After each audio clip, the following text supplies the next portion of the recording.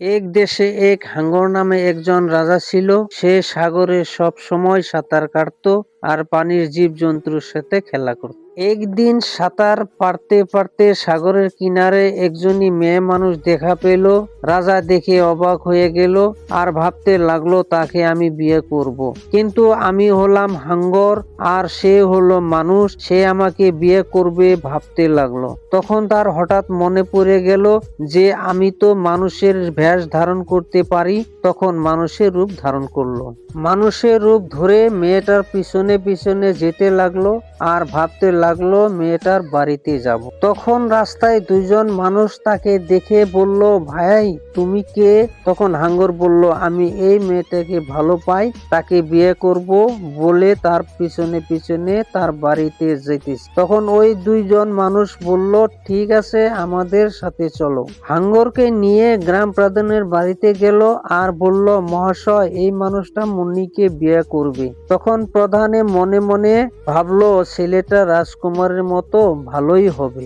গ্রাম প্রধান বলল, rice mill বসে তার বিয়া পড়ানো হবে। সেই মতে রাইস মিল বসে দুইজনের বিয়ে হয়ে গেল আর তার ঘর হলো নদীর পারে। হাঙ্গর নদীর পারে ঘর বেঁধে বসবাস করতে লাগলো আর কখনো কখনো পানির তলে ডুব দিয়ে বহুত সময় থাকতো। তার স্ত্রী ভয় পেয়ে যেত আর জিজ্ঞাসা করতো, পানির তলে কি করো? তখন হাঙ্গর বলতো, আমি বাচ্চাদের জন্য সুড়ঙ্গ বানাইতেছি, কখনো বিপদে পড়লে সেখানে যেয়ে থাকতে পারবে।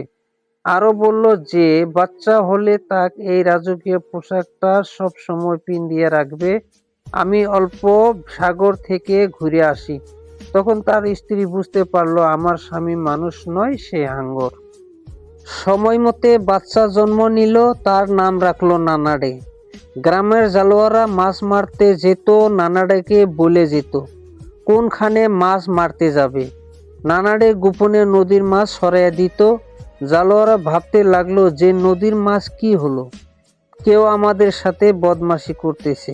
জালোয়ারা গ্রাম প্রধানের কাছে যেয়ে বলল, আগে নদীতে মাছ পেয়েছি, এখন আমাদের সাথে কেউ বদমাশি করতেছে, সেই জন্য নদীতে মাছ নেই। গ্রাম প্রধান রাইস মিল বসে বলল, আমাদের মাঝে এক শয়তান এসেছে, সে এই কাম করে।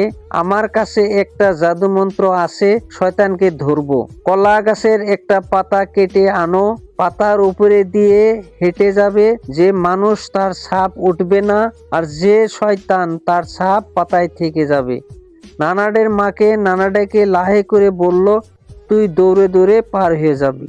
নানাডে পাতার উপর দিয়ে দৌড়ে দৌড়ে পার হলো, তার নিশানা থেকে গেল। তখন প্রধান বলল, নানাডেকে ধর, এটাই শয়তান। নানাডে দৌড়ে দৌড়ে যেতে লাগলো, পিছন থেকে নানাডের রাজকীয় পোশাক টেনে রেখে দিল। তখন সবাই দেখতে পেল তার পিঠে হাঙ্গরের চিহ্ন।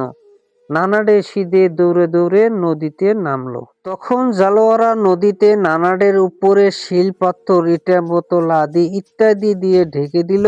তখন তার মাকে কাঁদতে লাগলো যে আমার বাচ্চা মরে গেছে। হঠাৎ তার মায়ের মনে পড়ে গেল যে তার বাপের সুড়ঙ্গ খুঁড়ে রেখেছে, নিশ্চয় সেই সুড়ঙ্গ দিয়ে বাপের কাছে চলে গেছে। নানাডের সুড়ঙ্গ দিয়ে সিধে সাগরে চলে গেল আর বাপ হাঙ্গরের সাথে জীবনযাপন করতে লাগলো।